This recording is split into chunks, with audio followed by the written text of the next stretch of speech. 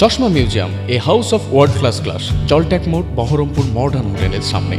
জেলা কংগ্রেস কার্যালয় থেকে সাংবাদিক বৈঠকের মাধ্যমে অধীর রঞ্জন চৌধুরী তৃণমূলের আমলে দুর্নীতি বাটপাড়ির অভিযোগ তুলে যেমন তৃণমূলকে আক্রমণ করলেন, তেমনি একই সুরে রাজ্যের শাসক দল বিজেপিকে আক্রমণ করলেন সাংবাদিক বৈঠক থেকে।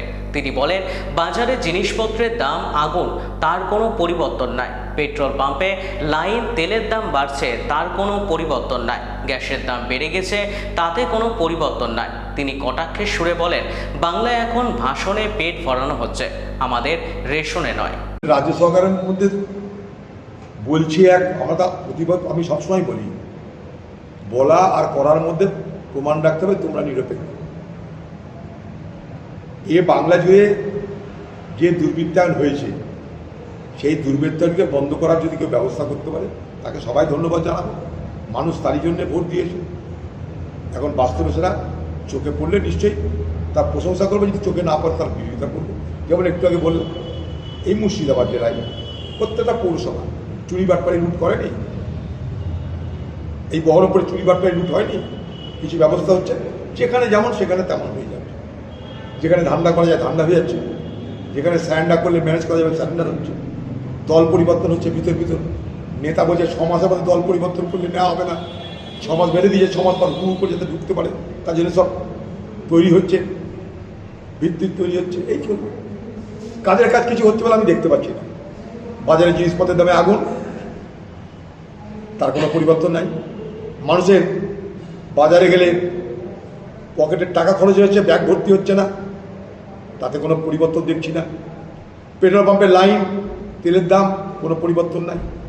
গ্যাসের দাম বেড়ে গেলে কোনো পরিবর্তন নাই। তা হচ্ছেটা কি? আমরা কি প্রতিদিন ভাষণ শুনে পেট ভরাবো, না ভাষণের পাশাপাশি রেশন পেতে চেষ্টা করব? বাংলায় এখন ভাষণে পেট ভরাতে হচ্ছে আমাদের, রেশনে নয়। বাজারে আগুন সব কিছু। আমরা তো মানুষের বলবার জন্যে রাজনীতি করি।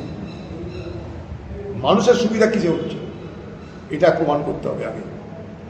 তৃণমূলের বিরুদ্ধে চুরি, দুর্নীতি, লুট, খুন, ডাকাতি, ধর্ষণ সব কিছুর অভিযোগ আছে। এই অভিযোগ আমাদের, এই অভিযোগ আমরা করেছি এবং তা সত্য। কিন্তু আমরা কখনো বলিনি যে আইনের পথ অবলম্বন না করে, সংবিধান না মেনে, নিজেদের বাহাদুরি দেখাতে তৃণমূলের কোনো কর্মী, কোনো নেতা নেত্রী কোনো অবৈধভাবে যদি তারা আইন বিরোধী কোনো কাজ করে, তাদেরকে মাজায় দড়ি বেঁধে রাস্তায় ঘোরানোর মধ্যে দিয়ে কিন্তু এক ধরনের নিষ্ঠুরতার আস্ফালন হয়। আমরা কিছু করছি দেখানোর একটা আস্ফালন হতে পারে। ভারতের সংবিধান বলছে রাইট টু ডিগনিটি আছে প্রত্যেকে।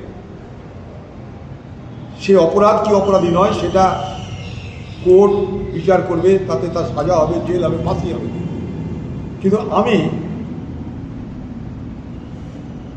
সরকারি দলের লোক, আমি বললাম পুলিশকে তুমি এটা করো, আর পুলিশ সেই মতো কোমরে দড়ি দিয়ে তাকে রোডে ঘোরাচ্ছে, হাফ প্যান্ট পরিয়ে, আন্ডারওয়্যার পরিয়ে। এটার মধ্যে দিয়ে কিন্তু আইনের শাসন প্রতিষ্ঠিত হচ্ছে না। মনে রাখতে হবে যে আমাদের দেশ চলে রুল অফ লয়ে।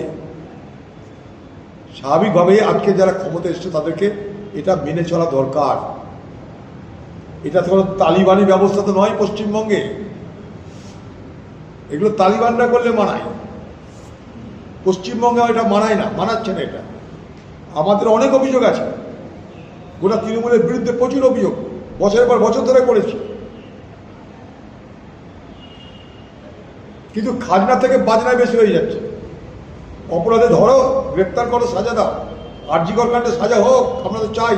অপরাধী বার হোক, আমরা চাই। তাদের যাবজ্জীবন না ফাঁসি হোক, আমরা চাই।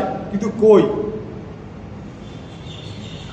সেখানে কোথাকার চোরটা 2-4টাকে ধরে মাজায় দড়ি বেঁধে ঘুরিয়ে দিলাম মহল্লাতে, বস্তিতে, আর হাততালি কুড়ালাম।